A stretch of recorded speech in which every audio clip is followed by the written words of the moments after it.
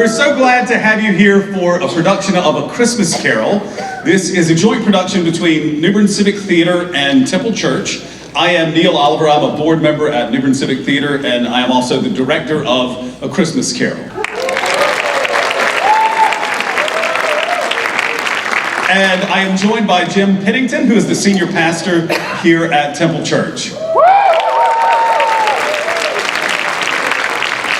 We have tried for the past several years to come up with something that would be a good joint production, and this year we were fortunate enough to settle on this specific version of A Christmas Carol. It's a musical by Alan Menken. One of the things that we discovered while we were in the midst of the last week of production is that Thursday when we opened was the 176th anniversary of the publication of A Christmas Carol, which we thought was pretty cool, right?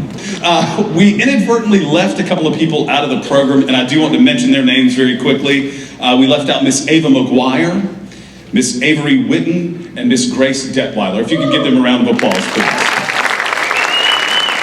Thank you very much for coming. Here's Jim. Thank you. Hey, let's hear from Neil Oliver. Absolutely. I want to tell you,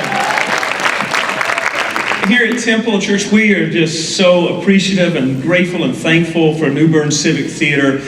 It's been fantastic. We've loved this opportunity, hope to do it again in the future. And we just thank you, Neil, and all of those that are backstage listening right now from the theater. They're a great crowd. We've loved them. Really, really, really have. Someone did ask me, said, you know, this has been great. You ought to do more stuff like this.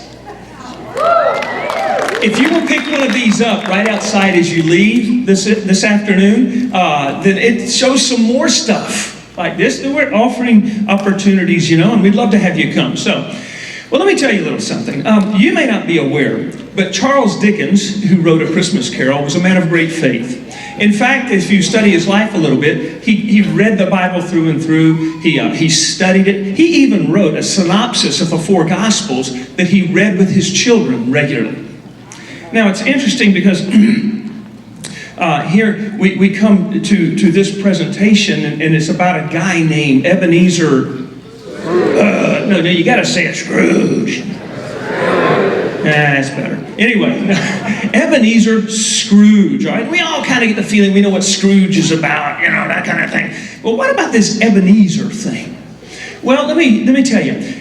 Ebenezer Scrooge, in the script, in the story, what happens is his life just gets worse and worse and worse, you know, through time.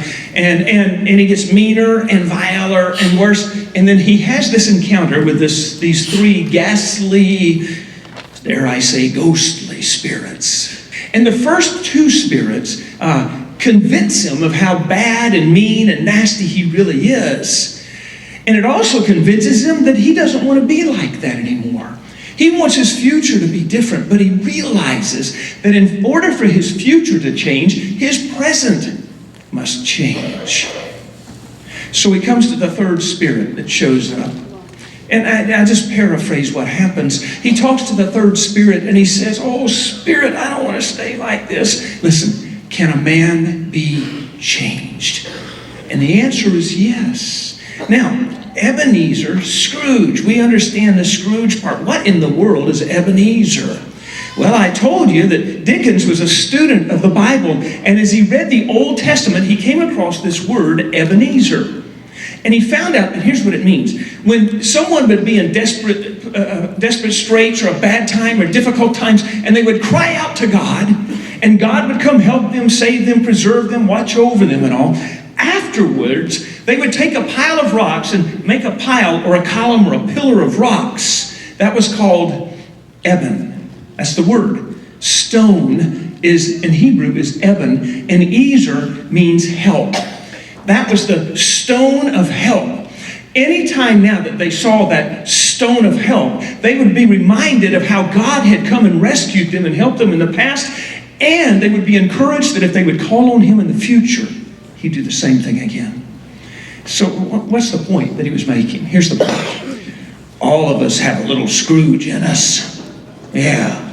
All of us need help to be the person we should be.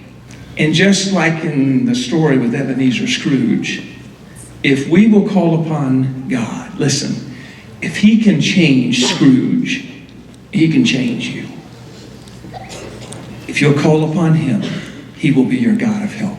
So I want you to sit back. I want you to get really comfortable. And I want you to have a great, great afternoon watching the life of a man who was changed by God. Amen?